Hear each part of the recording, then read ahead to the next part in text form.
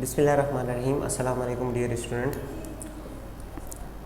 Lecture number 9 chapter number 1 homeostasis आज start कर रहे हैं। आज का हमारा टॉपिक है एक्सक्रीशन इन इनवर्टिब्रेट्स।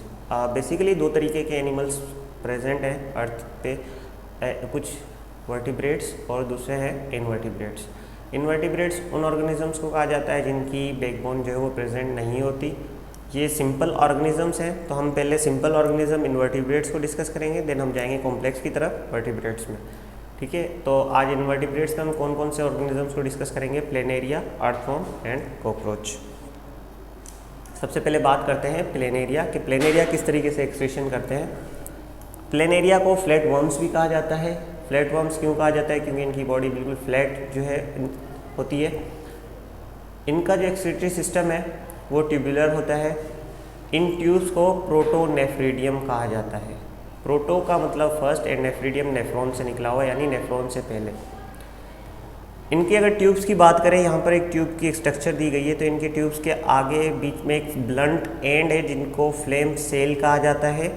ये फ्लेम सेल्स के अंदर अपना ही एक न्यूक्लियस प्रेजेंट है और इनके अंदर सीलिया जो छोटे छोटे थ्रेड लाइक स्ट्रक्चर्स हैं।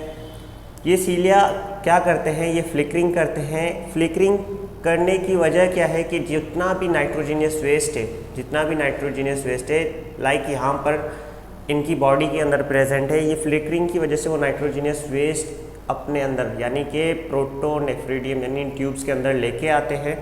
अब ये ट्यूब्स के अंदर आने से नाइट्रोजीनियस वेस्ट, जितना भी नाइट्रोजीनियस वेस्ट ट्यूब्स के अंदर आ जाता है, तो ये क्या करते हैं? अपनी बॉडी से एक्सक्रीट आउट करते हैं। अब एक्सक्रीट आउट कहाँ से करते हैं?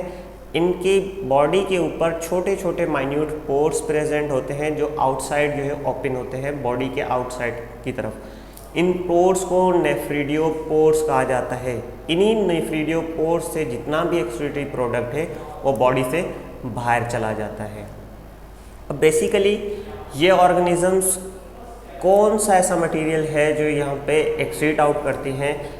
ये ऑर्गेनिजम्स अमोनिया, ये वाटर के अंदर ज़्यादातर प्रेजेंट होते हैं, तो ये अमोनिया जो है इनके पास वाटर की कंसंट्रेशन बहुत ज़्यादा है, तो ये ammonia as a excretory product अपनी बॉडी से रिमूव करते हैं।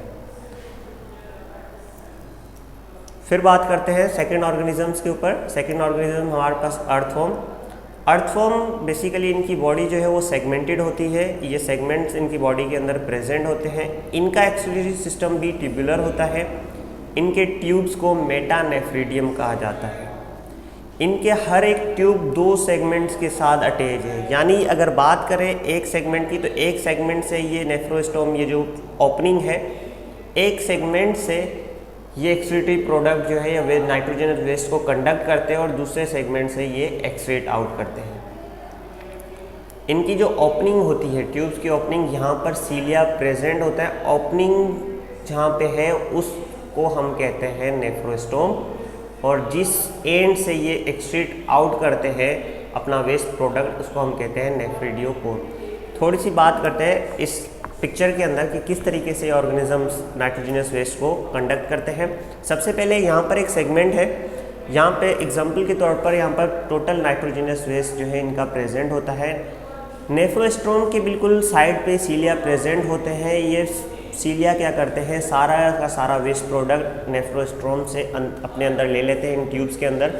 इनको मेटानेफ्रिडिया कहा जाता है, नेफ्रिडियम कहा जाता है। अब इनकी मेटानेफ्रिडियम के ऊपर कुछ वेजल्स जो हैं वो प्रेजेंट होती हैं। इन वेजल्स का क्या काम होता है कि जितना भी नाइट्रोजनस में वेस्ट प्रोडक्ट में अभी भी कोई भी यूजफुल प्रोडक्ट प्रेजेंट है, तो वो सारा का सारा उससे एब्जॉर्ब कर लेंगी। बाकी जो रहा वेस्ट प्रोडक्ट वो बॉडी से क्या होगा? एक्सक्रीट आउट हो जाएगा नेफ्रिडियोपोर की मदद से।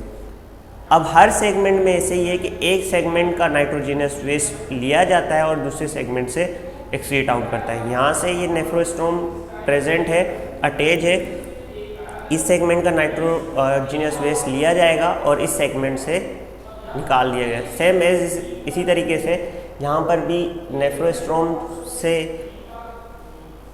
नाइट्रोजनस वेस्ट लिया जाएगा और दूसरे एंड से नाइट्रोजनस वेस्ट को निकाल दिया जाएगा।